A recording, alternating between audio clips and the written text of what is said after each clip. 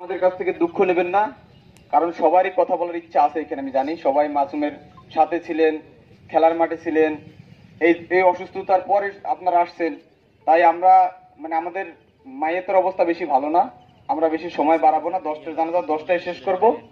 তাই কোনো রাজনৈতিক কোনো বক্তব্য বা কোনো নেতা বা বাইরের যারা আছেন, মাসুমের সহপাঠী যারা আছেন, কাউরে আমরা বক্তব্য দিতে পারবো না, এজন্য আন্তরিকভাবে দুঃখিত। হুজুর কথা বলবে, এরপরে মাসুমের বাবা কথা বলবে, তারপরে আমরা দুই একজন একটু কথা বলবো মাসুমের চিকিৎসার বিষয় বা আনুষঙ্গিক বিষয়, তারপরে আমরা জানাজার পড়বো ইনশাল্লাহ। হুজুরের কথা আপনারা শুনুন।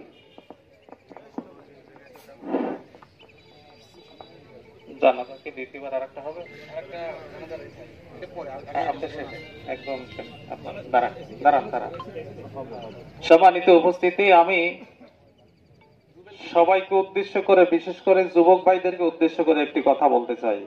আল্লাহ তাআলা কোরআনে কারিমে বলছেন, ইযা জা আজালুহুম ফালা ইস্তাগফিরুনা সাআতাও ওয়া লা ইস্তাকদিমুন। যখন কোন মানুষের হায়াত শেষ হয়ে আসবে, তখন আল্লাহ তাআলা তার সামনে এক কদম আগানো অথবা এক কদম পিছানোর কোন সুযোগ আল্লাহ দেবেন না, সাথে সাথেই তার জান কবজ হয়ে যাবে। তো এই জন্য মাসুম আমাদের মাঝ থেকে চলে গিয়েছে, কিন্তু মাসুম কিন্তু আমাদের জন্য কিছু শিক্ষণীয় বিষয় রেখে গিয়েছে। মাসুম একটা জিনিস প্রমাণ করে দিয়েছে যে মৃত্যুর কোনো বয়স নাই, যে কোনো সময় আজরাইল আপনাকে আমাকে অ্যারেস্ট করতে পারে। এই জন্য আমি যুবক ভাইদেরকে উদ্দেশ্য করে বলবো, মসজিদ কিন্তু খোলা থাকে। মাসুম আজ চলে গিয়েছে, আমি কালকে চলে যেতে পারি। বয়স বয়স এটা মৃত্যুর জন্য কোনো বিবেচ্য বিষয় নয়, যে কোনো সময় মারা যেতে পারে। তাই এখনো সময় আছে শুদ্ধ হওয়ার। যারা আমরা নামাজের ব্যাপারে একটু গাফেল, তারা যাতে নামাজি হয়ে যায়, কারণ যে কোনো মুহূর্তে আল্লাহর আদালতে আমাদের হাজিরা দেয়া লাগতে পারে। আল্লাহ রাব্বুল আলামিন আমাদের সে তৌফিক দান করুক, বলেন আমিন।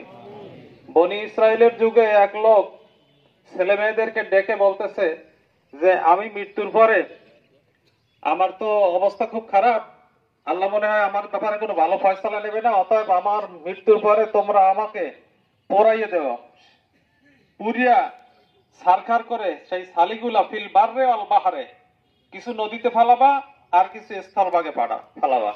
তো এই লোকটা মরে গেছে। মরে যাওয়ার পরে ছেলেরা ঠিক সেরকম পুরিয়া ছাইগুলোকে কতক নদীতে ফালাইছে আর কতক বাহার বাররে অর্থাৎ জঙ্গলে স্থলভাগে ফালাইছে। এরপরে আল্লাহ তাআলা মৃত্যুর পরে ওই লোকটার রুহুকে ধরে তাকে আবার পুনরায় জীবিত করে আল্লাহ পাক জিজ্ঞেস করলেন, কিরে তুই আমারে নামাজ পড়লি, তুই রোজা রাখলি, আমার নিয়ম কানুন মানলি,